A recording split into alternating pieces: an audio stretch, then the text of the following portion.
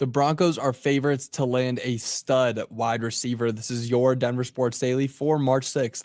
The biggest stories, the latest news. It's Denver Sports Daily. Yesterday, I spoke about the possibility of Davante Adams coming to Denver, but the odds makers have somebody else in mind.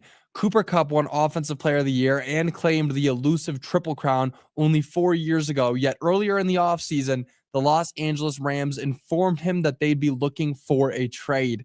Now, the Broncos are clearly targeting some offensive firepower in free agency, and someone like Kupp could prove to be very beneficial. He's a veteran leader who can help coach some of the younger receivers while also still performing at a high level. Now, the only downside that I could see right away are his contract, which is about $20 million a year for the next 2 years, and his proneness to injuries. He hasn't played a full season in 4 years since he got that Triple Crown and won Offensive Player of the Year. So those are only two major downsides that pop out to me.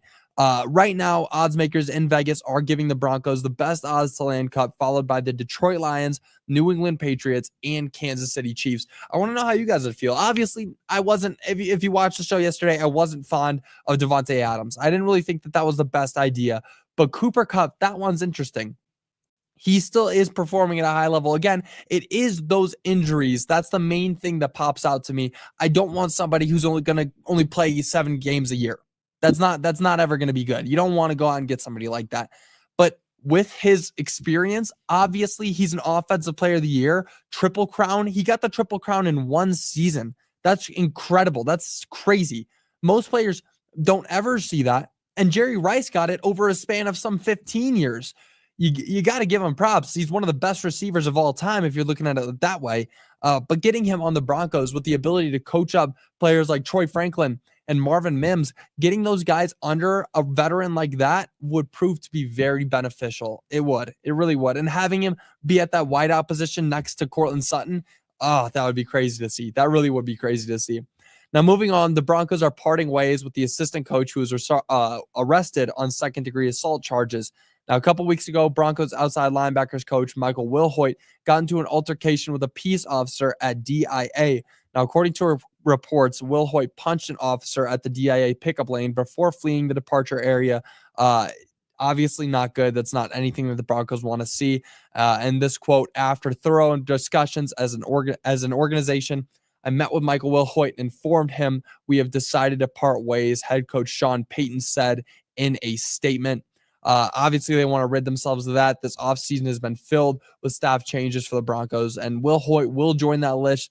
Unfortunately, his departure isn't as graceful as most, and this is the last thing you want to see in an offseason, especially when this team has been rebuilding. And I don't want to hear anybody say that they're out of the rebuild yet.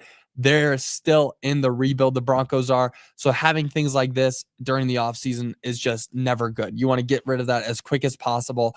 It's unfortunate that it has to come in a way like this, but again, good job on the Broncos getting that out. You don't want to be tied to that. You don't want to have something like that holding back your players or your team or your front office. Get rid of it as quick as you can.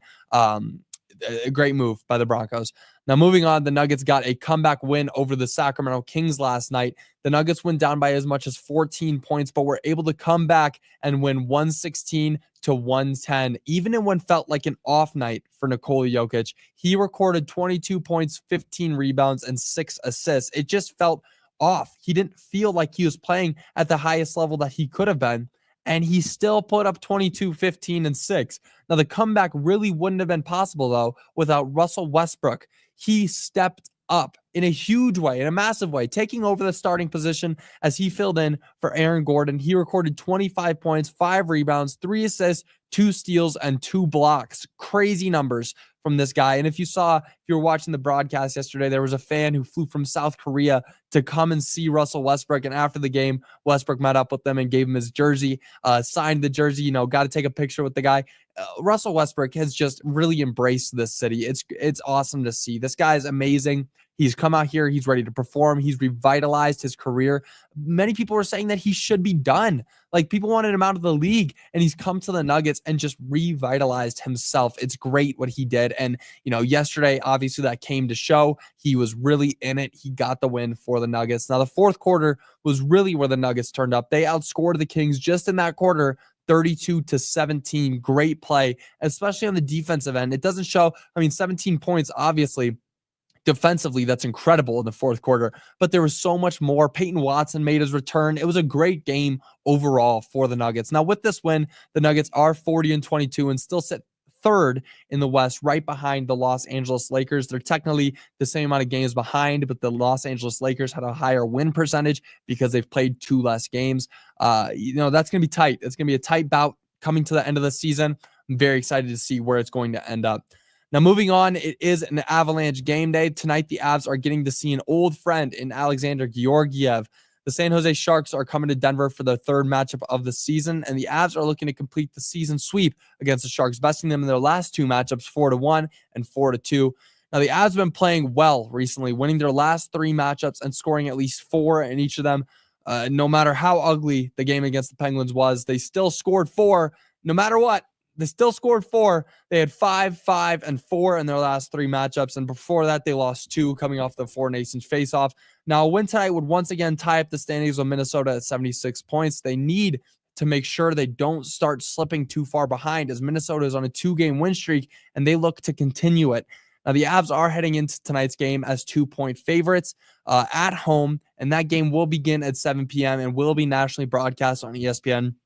Definitely a lot of Avalanche news coming up because they got this big game tonight, and then tomorrow it is the NHL trade deadline. Now, I don't really know what the Avs are going to do. I don't think they're going to do very much. I said it yesterday when I was talking to Mel. He commented, I don't think they're going to do anything more.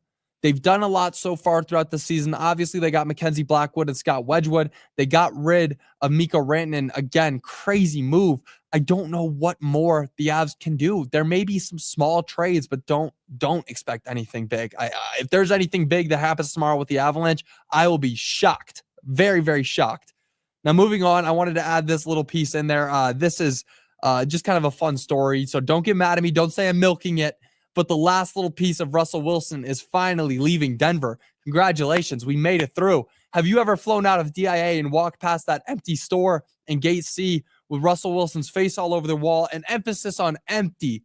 I've never seen anybody in that store. Well, you won't have to worry about walking past that store anymore. The House of LR&C is a clothing store founded by Russell Wilson and his wife, Ciara, and they are officially closing their DIA doors. Now that this location is closed, there are officially no more locations left in Colorado, and Russell Wilson is finally gone, along with all the things that hold his bad memories here in Denver. It's a time to rejoice. It's a time to Russell Wilson's gone. He left, but now he's gone, finally.